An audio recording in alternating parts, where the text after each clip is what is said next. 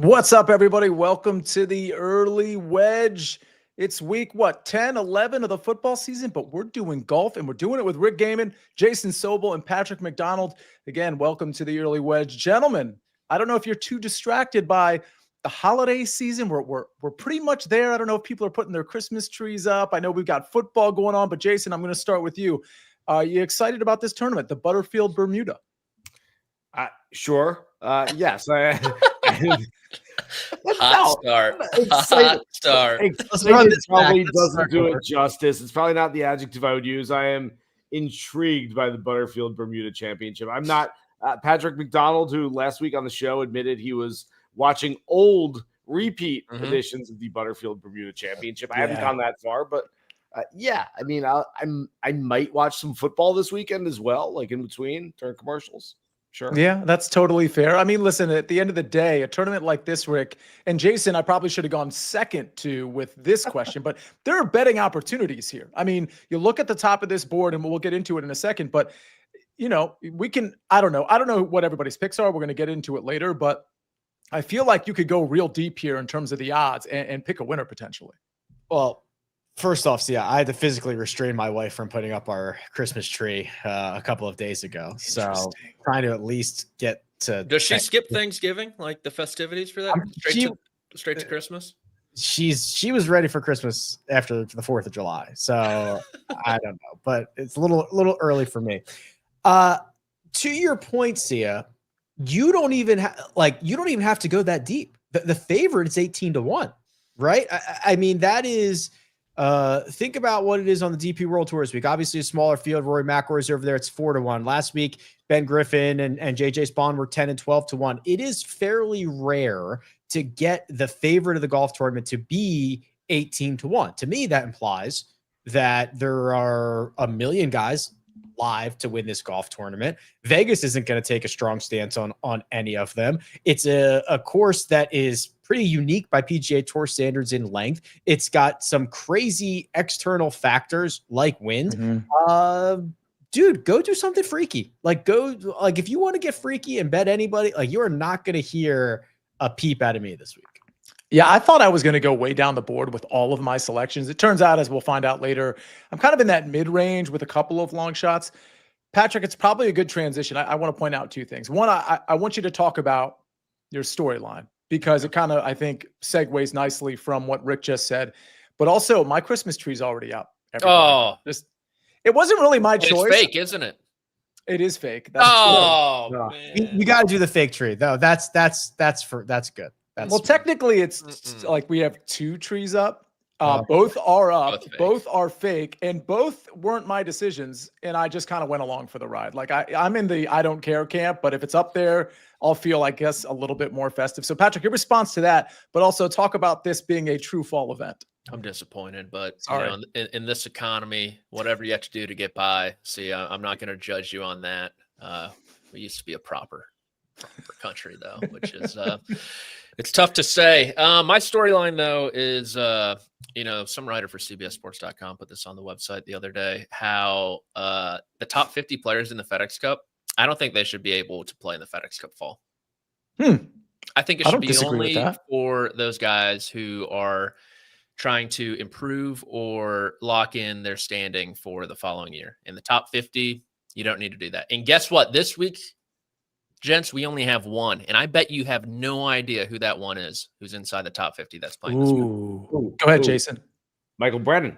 No, incorrect. He's 98. I don't know I know. Let's go top 50 world. Top 50 in the FedEx Cup. Yeah, okay. It's not Sahith. Not Sahith. He had a bad year. It's going to be... I'm looking at some names. It's going to be a volume guy. It's a disgusting name. Not Eric Cole. He didn't play well. Joe Mayo. Joe Mayo's in the mix with this guy. It's not Kuchar. No, it's Smalley. Sam Stevens. No. Number 38. Number 38. Who could forget that in the 2025 season? But because of that, we're getting a true fall event, kind of alluding to what you and Rick and Jason were talking about with some of these odds. But I think this is what the fall should be about. You got the old guys, you got some young guns in the field like a Michael Brennan, David Ford, who's been playing well too. And So I'm excited for it. I think we look at who's won this fall with Griffin and Xander and Scotty. It's like, we're good here. Yeah. We need men to pull through a little bit. Jason, your reaction to what Patrick just said, because I don't disagree with that. Whatever smart person wrote that article at cbssports.com, I don't disagree with it. Here's my only problem. When the U.S. Ryder Cup team goes to Bethpage and loses the way they did, everyone goes, this is because they didn't play over the last month. Why didn't they go play golf? And Patrick says, oh, that's on me because I said they shouldn't be allowed to play golf. So not allowed. Well, there's some more caveats in there. I think there should be like a FedEx Cup Fall champion, right? Have that guy into all the signature events next year. Sure. The fact that Jordan Spieth has not played this entire fall, Tony Finau has not played this entire fall, just goes to show you what kind of a sham this is, in my opinion. That's interesting. All right. Respectfully. You need to play your way in. They just hand them to you. Let's get back to the Butterfield Bermuda Championship. Rick, we've got this is Port Royal Golf Course, par 71, very short, 6,800 yards and some change. That means that truly everybody's in play, but are you focused more on the shorter hitters? Okay, so this is a long golf course by Bermuda standards, the longest golf course on the island by far. I think, yes, I am, because there is naturally this thing that happens. It doesn't mean like just because you're short, you are better suited for this week. You're not at your normal disadvantage, but if you're on the PGA Tour and you're a short hitter, by default, you have to do a lot of other things well, right? Because you can't be a short hitter and a bad wedge player and a bad putter. Like, you can't be all of those things because it's never going to work. So the guys that are short hitters are usually better than the field in other areas because they have to be. So when you remove distance as a really big reward, they do seem like they get an advantage. So that's the long answer. The short answer is yes. I think that there are some guys who are going I'm sure we'll talk about Matt Kuchar at some point. The only problem that 47-year-old Matt Kuchar has at the moment is he is incredibly short off the tee, like 175th on tour.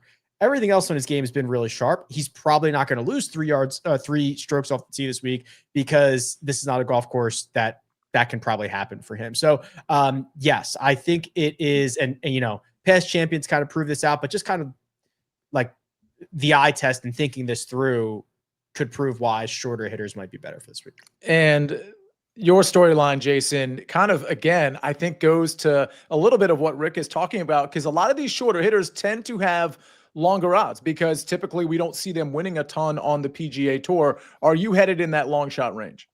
I am, or at least I'm trying. And Sia, you started out the show by saying, I thought I was going to get some long shots this week, but I really didn't get there. And there's a reason why we don't get to these long shots during the fall part of the season. You would think that this is long shot season. Look, the big names aren't playing. Even the guys who didn't have a great season are big names, the Spieths and the Finaus, as Patrick mentioned. Those guys aren't playing. So, hey, this is right for the guys to go out there, the journeyman, the rank and file, the young guys to go out there with big numbers.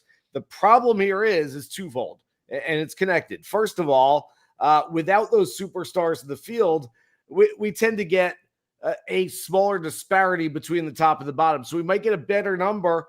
Rico Hoey's the favorite this week. He's 18-1 in most books. We get a better number on the favorite, but we're not really able to go down to the triple digits because you start scraping the bottom of the barrel there, and it's really not guys that you want to chase. I did the research on this, and over the last 5 years, 38 events, there have been 12 events in the fall schedule that have been won by guys who are 18-1 or shorter. Only 6, half as many, guys with triple-digit odds. The good news, if you're chasing long shots, though, 2 of those were the Butterfield Bermuda Championship the last 2 years. Camilo 2 years ago. Last year, Rafa Campos at 300-1 pre-tournament, probably even bigger in some books before that. So at least there's some thought to going further down the list this week as opposed to the other weeks during the fall. I love that. We're going to get to first round leaders in just a second. My storyline is just this. Keep an eye on the weather. It's very possible we're going to have some wind implications. I've been talking to some people earlier today in terms of, what that might look like. And I can it's too early to tell, in my opinion, in terms of having a definitive opinion, but we're going to give out a lot of picks in a second. And if for whatever reason you want to wait and you want to exercise some patience because maybe we're going to get a big wind wave and you're going to find out tomorrow night what it is, again, we can talk about that later in the show, but that's really, Rick, the main defense of this course, is it not the potential of wind? And we do have wind this week.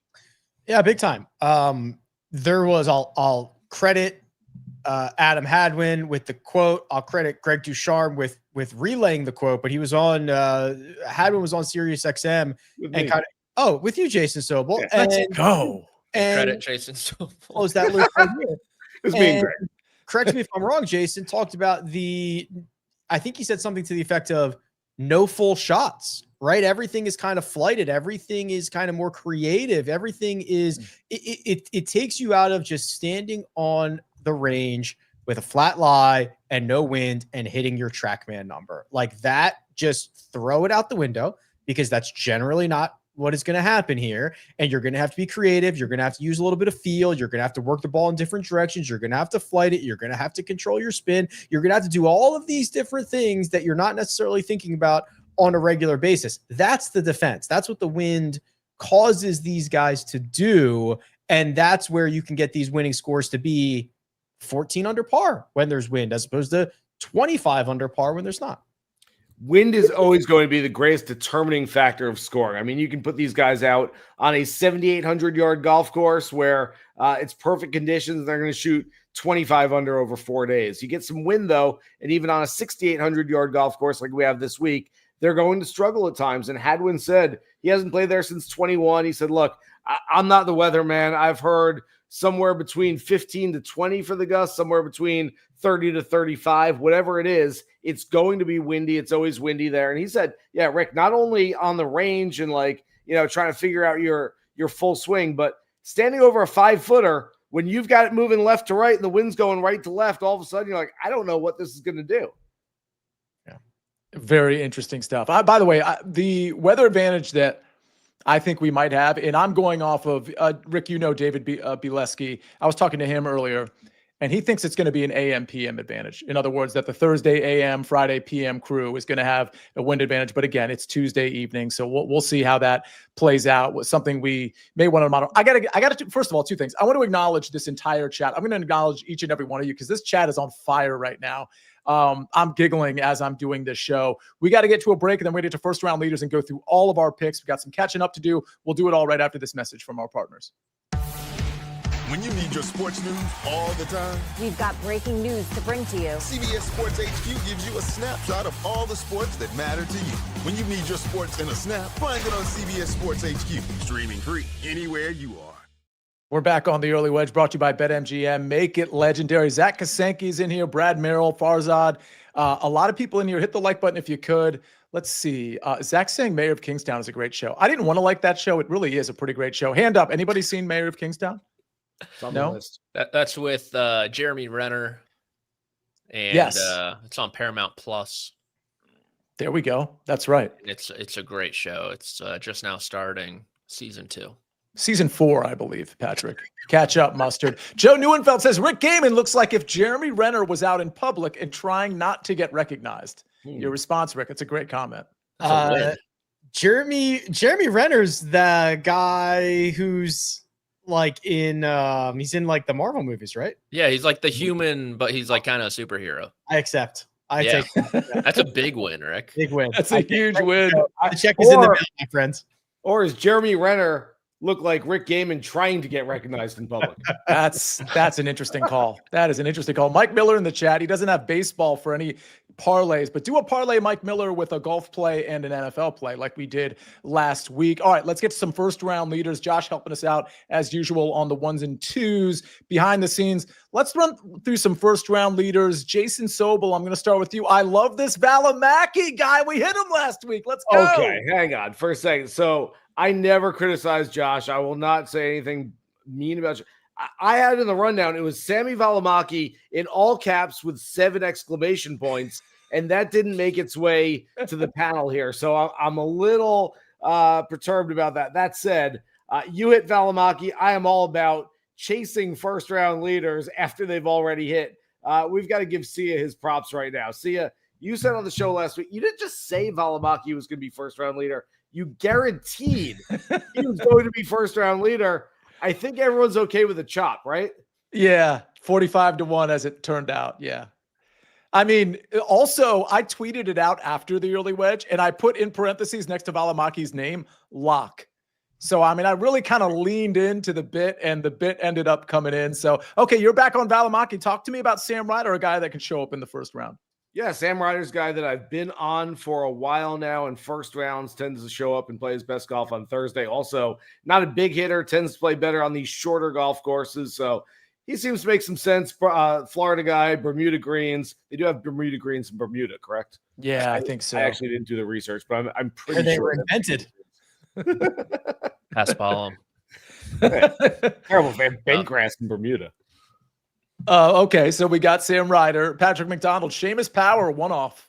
I'm always worried about these one-offs because they tend to hit. I mean, he played great last week, kind of faded over the weekend, unfortunately. By all counts, aka a couple shots I saw, still hitting the ball great. He has a fantastic record here, obviously.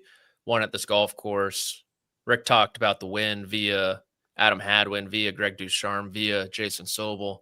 I'm going to take that game of telephone straight to the bank with Seamus Power 60-1. The Irishman, a guy who knows how to flight his golf ball quite well, to be your first round leader.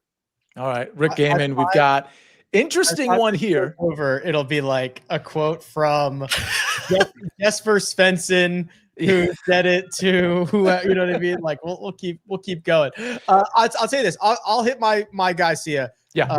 The first time I ever saw Seamus Power in person, Patrick, was a Korn Ferry Tour event at Paiute outside of Las Vegas. It was howling 50 miles an hour. The man was in complete control of his game. Wow. Like he's a wind fiend from like 2019. It's the first time I ever saw him. It was unbelievable. Guys were getting blown off that golf course. Seamus Power was in my models, Rick. Thank you very much. On rickrowangood.com. That's right. Mm-hmm. The first round leaders that I've got. So one, Sahith Theegala, I just think is like when everybody's healthy, he's the best player in this field and he's healthy and he's kind of a creative golfer. He's going to get to have a lot of fun. I don't know if I'm ready to commit to him over 4 rounds. I am ready to commit to him over 1 round. Takumi Kanaya 65-1 is the lowest apex golfer on the PGA Tour. He hits it very low. That should come in handy. He has played very well outside of Sundays over his last couple of starts. First round is obviously not on a Sunday. He usually gets off to a hot start. And then Adam Svensson, 100-1, finished T21 last week, got hot on Saturday, picked up 5 strokes to the field, which is something you have to do to be a leader after a single round. Struggled a little bit on Sunday, but we're starting to see some better improvements. He is the type of golfer that loses strokes off the tee only because he is short. He's very accurate. The wedge play inside 150 yards is fantastic. So hoping one of these guys can get a little spicy over the first 18.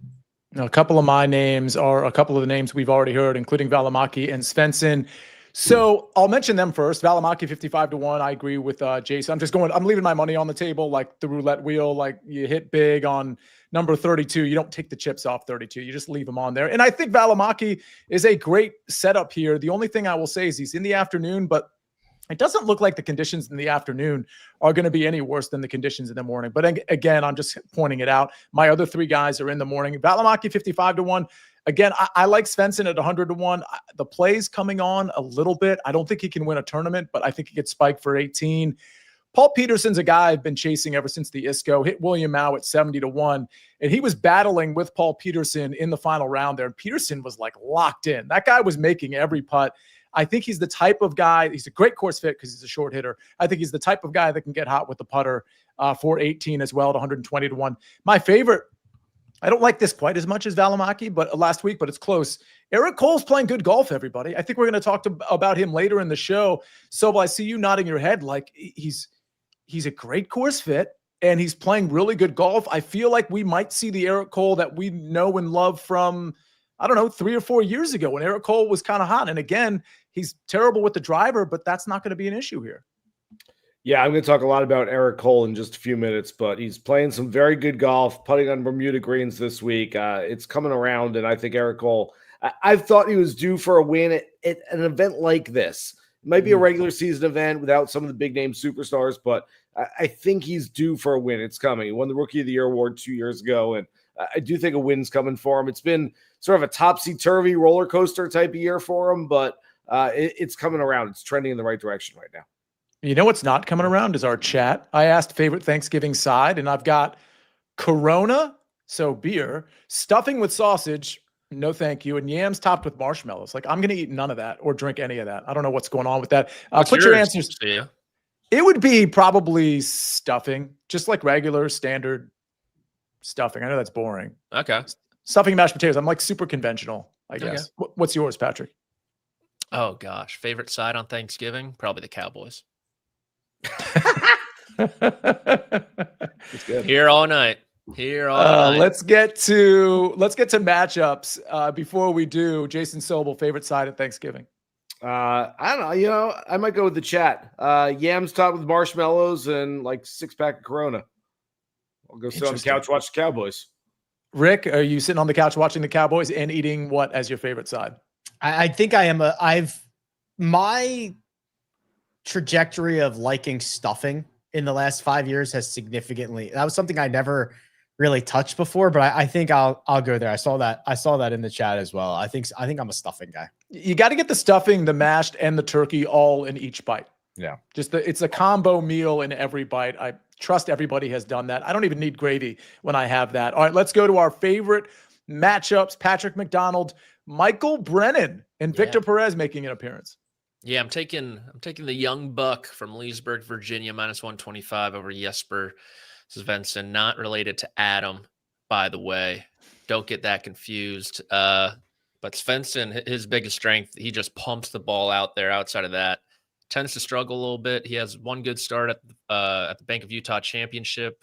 I'm not going to call it fraudulent, but a final round 62 to finish T15. You know, on paper, looks good, but really 3 rounds not playing stellar golf there. Then, I mean, Brennan was kind of in the mix early last week too. I think he's going to keep a good thing going. We know how good this guy is, so I'm going to ride the young buck here. And then Victor Perez -111 over Luke Clanton. Perez also kind of. I love this already. Last week too. Proper golfer. If you see him on your TV this weekend, you like what he's wearing, go to bdraddy.com and use McDonald 20 off. Does that work? Give me your own promo code. Yeah, at least for 5 weeks, maybe 6 more weeks. We'll see if depends on how many people use it in the next 5 weeks. If we re-sign or not. But just a guy who he knows how to play his golf ball. And Clanton, man, like, I wish it's been better since he's turned professional, but it's been a real struggle for him, unfortunately. And I think he could struggle again this week. So I'll take the Frenchman at -111. Patrick, I completely missed it. What were you pitching just now? Don't worry about it. Just pitching is $550 cashmere crew neck sweater. But you get I get 20% off this $550 cashmere sweater.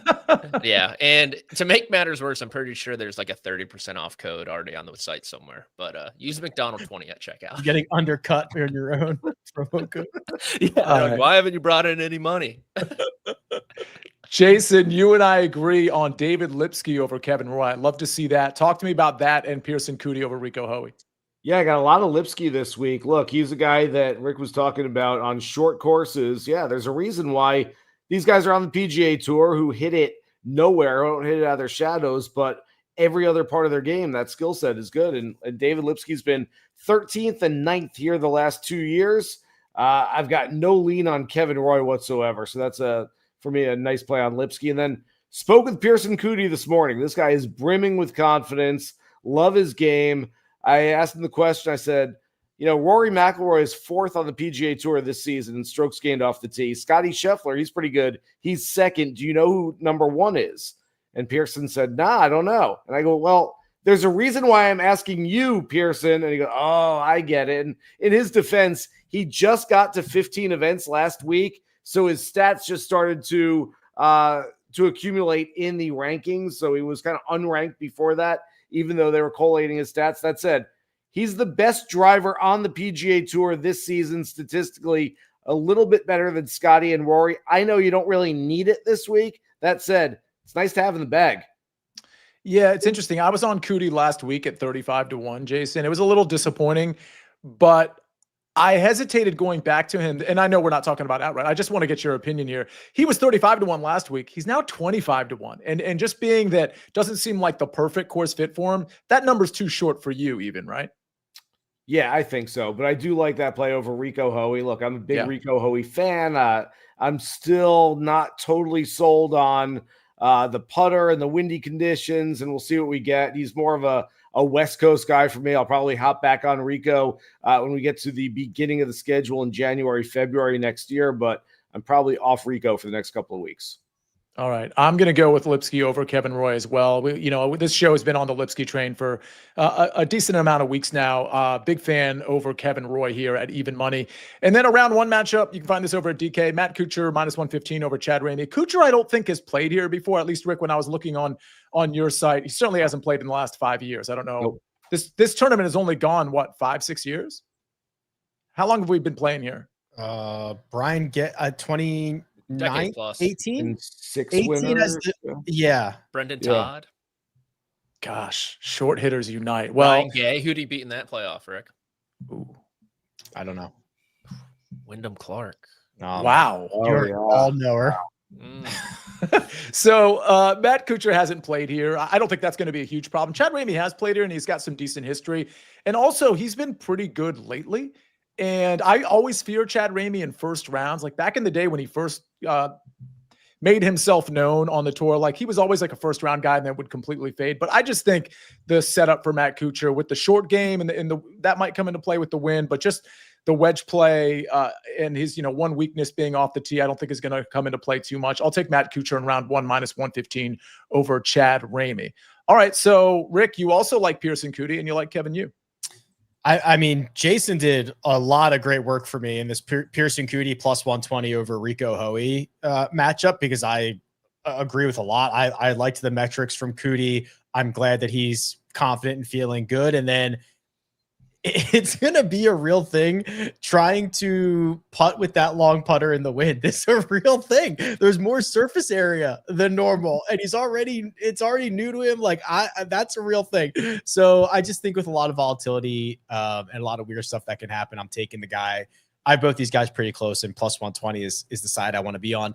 I'm not sure this is the greatest place in the world for Michael Brennan to tap into his what we perceive as his greatest strength right now, which would be the driver. Kevin Yu is also a very good ball striker in his own right. And I think that this line being as short as it is, -150 over a guy who's the best OWGR player in the field, like Vegas knows what's up. And I think that Kevin Yu is a pretty significant favorite price that way.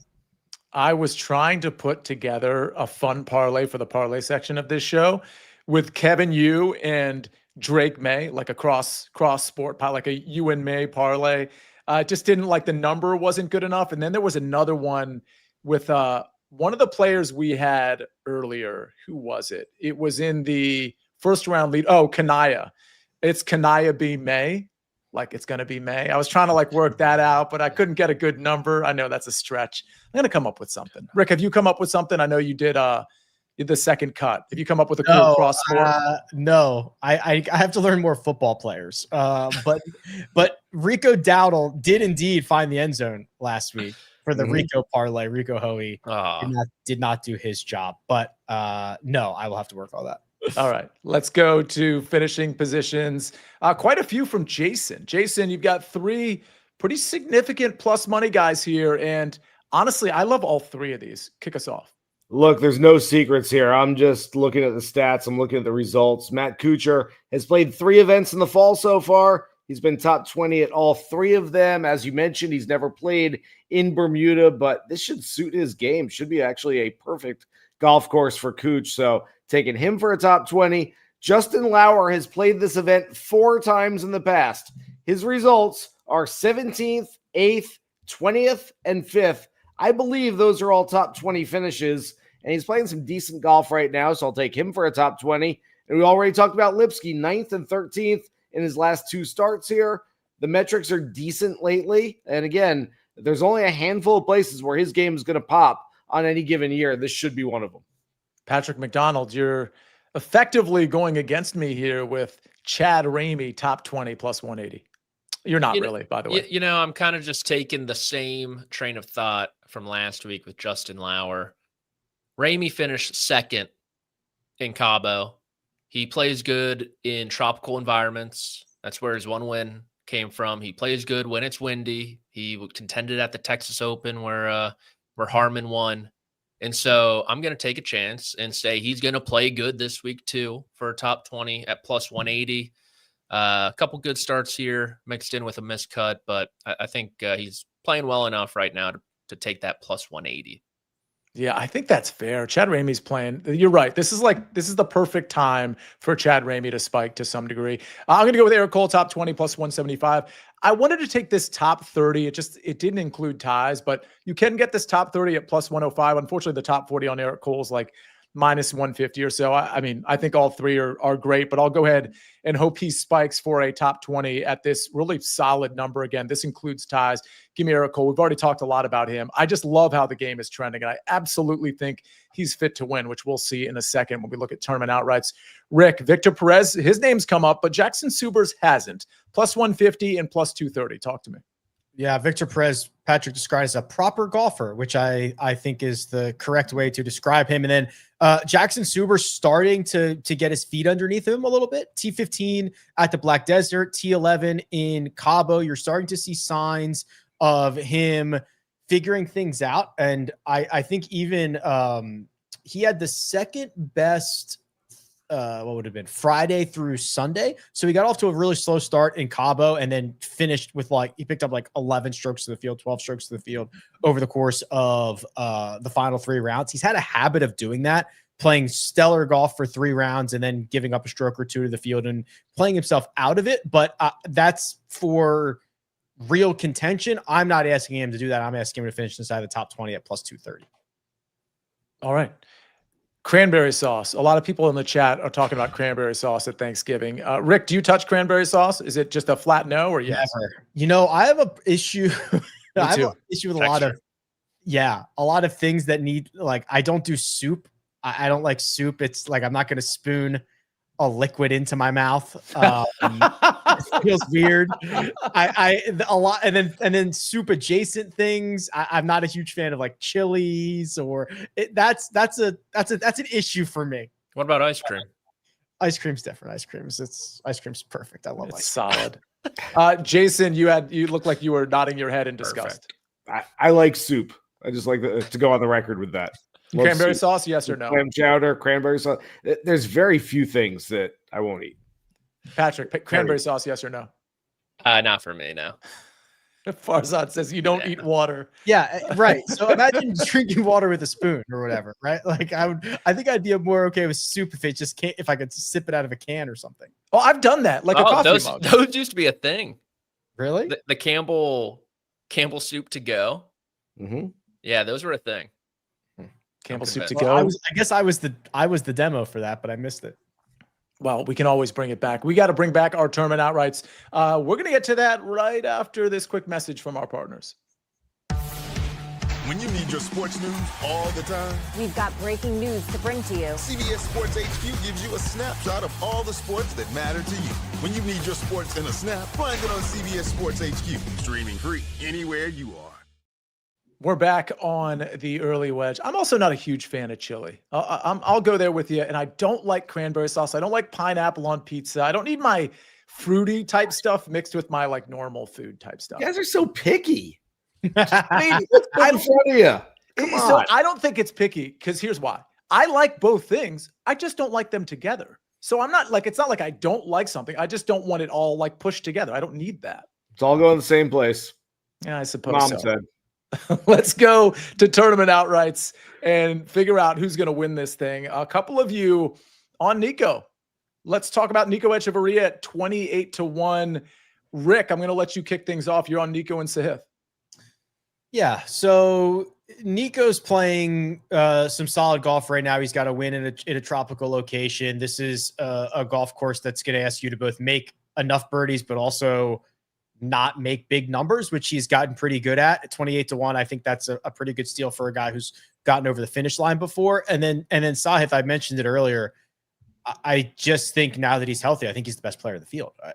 This number's as long as 40-1 in some places.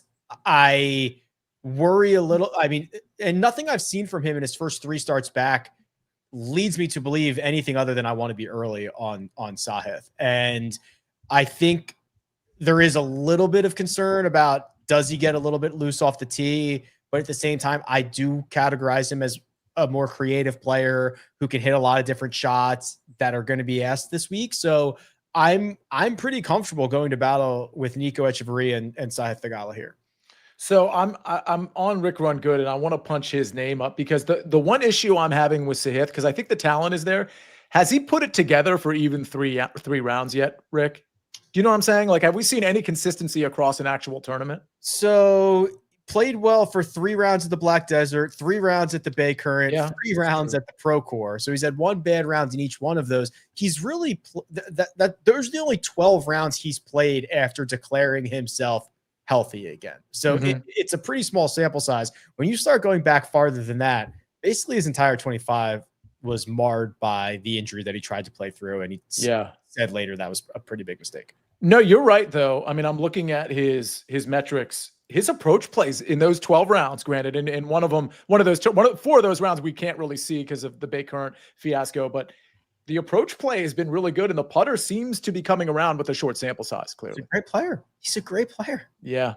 I mean, I might be sleeping on Sahith. I love him. I can't wait for him to get back to form. All right, Patrick, talk to me about, oh my gosh, really? Okay, so Grayson Sigg, I was actually considering for like 1 second, and then I dismissed it. But Alex Smalley, like, what are we doing here? Oh, these numbers are nasty. PU. Alex Smalley, 50-1. This is just kind of like one of those things where it's like, I can kind of just see Alex Smalley winning the Bermuda Championship. He's played well here before.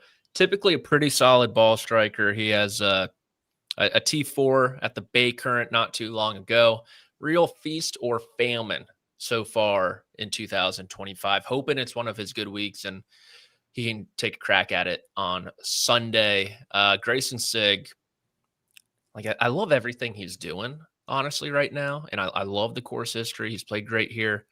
This number is just like, I'm betting on Grayson Sigg at 60-1. Like, it's like kind of one of those things when I'm looking at it. But Sia, you know he's my guy. Yeah. Grayson Sigg is my guy through and through. So approach play's been hot for him really throughout the fall, like putting together some really good stuff. And so I'll take a crack at it at 60. This is this is the fall swing. You got to do some ugly things, right? That's fair. We're not judging each other. Jason, do my job for me on Eric Cole. I mean, we've already talked about him a lot. And then you like Nico Echeverria as well. Yeah, I'll start with Nico. Only one player in this field has multiple victories over the last 3 seasons, and that's Nico Echeverria. Look, again, like my top 20 plays, it's not some weird science that I'm looking at. I'm not delving too deep into the analytics. It's like, it's right there. It's a guy who's a proven winner, and there aren't a whole lot of them in this field. In fact, I'm a little surprised that he's not right there with the favorites with Rico Hoey and Kevin Yu. I think Nico Echeverria is pretty underrated as far as players go.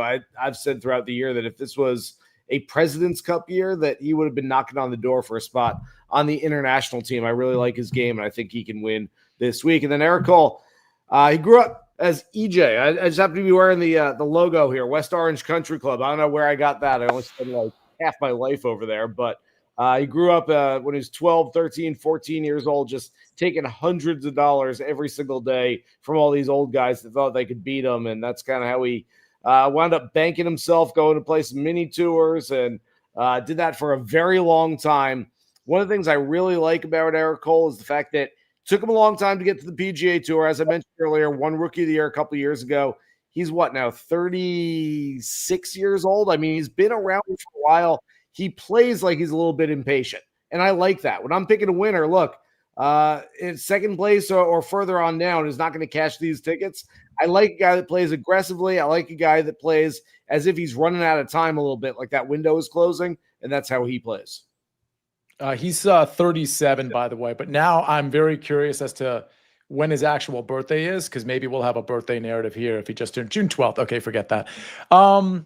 Eric Cole, totally agree. I think this is the time. Like, this feels like the course and the time in terms of how he's trending that he can win. And 40-1, it's interesting because when you talked about Nico Echeverria and you said, well, I think he could be right up there with Kevin Yu. It's such an interesting feeling betting Nico Echeverria at 28-1, because you're like, wow, how could I ever bet him at that number? But then you look at the top of the leaderboard and it's Rico Hoey and it's Kevin Yu, and it's like, oh, wait, he could be 22-1, and I still might like it relative to who's at the top. So I think when it comes to guys like that and guys like Eric Cole or Matt Kuchar, who I love, we've talked about him a lot.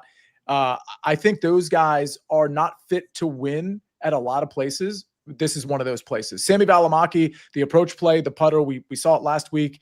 Listen, I had him first round leader. I also had him to win as a long shot, 100-1, and that would have been just an unbelievable cash. He played really well on Sunday, really battled after a really flat Saturday, which I really like to see.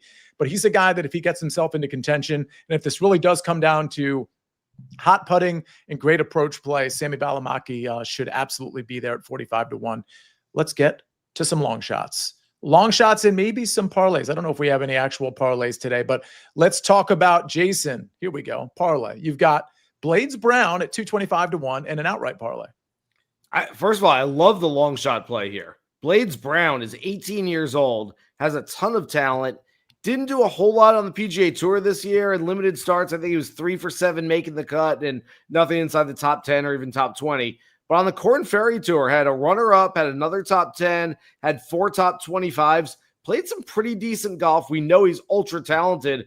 Why not? At a time when it's really hard to find anyone in the triple-digit odds that actually has a chance of winning, why not take a shot on a kid who's really talented and can maybe get it done? So I absolutely love that number. And then I'm almost going chalky with my parlay, which is sort of antithetical to what we're trying to do here. But Echeverria is one of the favorites this week, as we've talked about in Bermuda. McIlroy is obviously the favorite, and I really have a hard time seeing anybody else besides Rory or Tommy winning on the DP World Tour in Dubai this week, and we'll get into that in a minute. And then Stuart Sink, another guy, humble brag, as somebody mentioned in the chat before.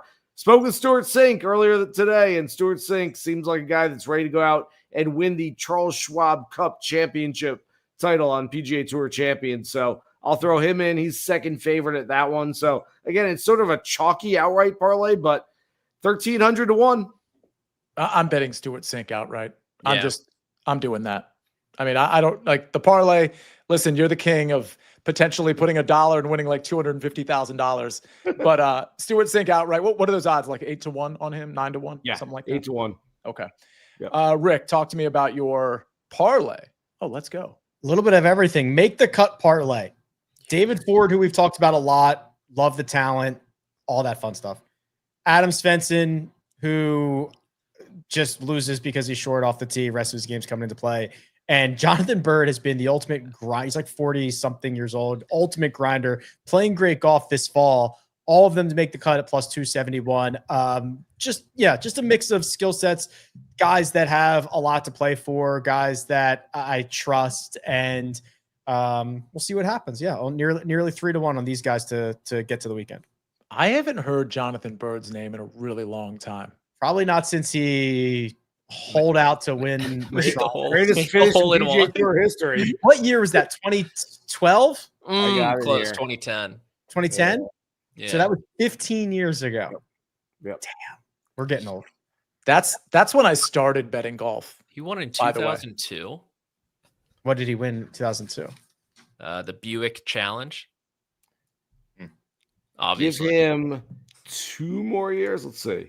Oh, he's going to 2 more years. PGA Tour Champions, turns 50 in January of 2028. That dude is going to go out there and win a lot of tournaments. He's fit. He's motivated. Yeah, he's going to crush those guys. Just remember that. I'm going to be parlaying Jonathan Bird PGA Tour Champions outrights at 6-1 with whatever ridiculous play I have on. A lot of old guys playing well in the fall, huh? Cooch, Sned's had something going for him. Actually, Sned's profile, Rick, when I was doing the research on your site, Sned popped up a little bit. Like it wouldn't surprise me if he has a nice tournament. The you will hear, the pop stroke in the wind, or the pop, you know what I mean? Like that'll be Someone will say that. Also, I think it's because there's like built-in bye weeks in the fall. There's weeks off, and they don't necessarily have to do the travel to like the old guys. Like they're probably well rested more than ever this time of year. Fair enough. All right, I'm going David Lipsky as a long shot here at 80-1, and Paul Peterson 250-1. That's a hope and a prayer. But again, I've seen it from him. Again, at the ISCO, it was a similar type of field. I've seen him get hot with the putter. He's a shorter hitter, so if he was ever going to be in play, it would be somewhere like this. So Paul Peterson 250-1, Lipsky at 80-1. All right, we got an opposite field event, DP World Tour Championship. I don't have a pick for this one. Patrick, you've got a pick. Jason, you've got a couple of picks, and Rick, you've got a couple of picks. Patrick, you lead off. I went with a brother Højgaard of the Rasmus variety at, I believe, 22-1. You can get him at playing great golf, both on the DP World Tour and on the PGA Tour. Contended there in Mississippi the week after the Ryder Cup, played well in Japan as well. Really long hitter, love the upside. Finished second here last season, I believe, has good history. So going to be tough. I feel like this, like written in the stars, is Rory McIlroy wins the race to Dubai. Tommy Fleetwood wins the DP World Tour Championship. I feel like that is like pretty much already penciled in somehow, but I'm going to take a chance on Højgaard.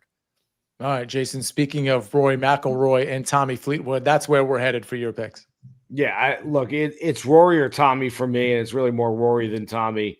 But I'm looking at, you can get the two of them, either one to win this week at plus 195, which I like. At least I give myself double the chance of either one of them winning. And then I'm going to parlay the two of them top five at plus 300. They both just did it this past week. Of course, Tommy getting into a playoff in Abu Dhabi. Rory shooting 62 in the final round to finishing a share of third place. It's just, they're just head and shoulders above everybody else in this field right now. Rick, talk to me about Alex Noren without Rory, Hatton. Oh, okay, so without Market and then Tom McKibben. Yes, Jason's right. They are head and shoulders above the rest of the field, which is why I've removed them from the field. So Alex Noren is 14-1 to win without Rory, Fleetwood, Hatton, Ludwig. So get the big four out. I've got Alex Noren. He's won twice in his last 5 or 6 starts. So won the British Masters, won the BMW PGA. He's playing phenomenal golf. There's still a lot to play for him. I saw that everyone is mathematically alive to get. There are so many points available at the DP World Tour Championship that every single player in the field is mathematically alive to get a PGA Tour card, which is crazy. Does that sound right, Patrick? Because you looked like that was. Yes, but I think 7 have them like locked in. Yes, I think that's also true. Yeah. One guy who definitely will not be getting his PGA Tour card is Tom McKibben because he plays on Live Golf. But we got it last year. Yeah, but I have him to finish inside the top 10 at plus 240. He just won. I think it was Hong Kong. It was an Asian Tour event. He's been great, incredible talent. Small field here for him to finish inside the top 10 at nearly 2.5 is too long for me. Patrick, is Nikolai in the field? Because Al's pointing out that if you take one, it's probably the other one that's going to have the round. In the DP World Tour? Yeah. I believe he should be. Yeah, he is. I think he's like pretty much the same number. I feel like you have to take both. Did you say he won here 2 years ago? Mm-hmm. Right. Yeah, and he just finished a shot outside that playoff last week. Yeah. All right. What I'm hearing is take Nikolai and take Rasmus Højgaard. Yeah, that's what I'm hearing. Well, cheeseburger. Paul McVeigh in the chat says, hit Sammy last week. Thanks. Thanks for watching. Thanks for listening to the content. Have you been, Jason, to the Butterfield Bermuda Championship? I have not. All right. So we don't have any story time for Bermuda? No. Rick or Patrick, you haven't been out there?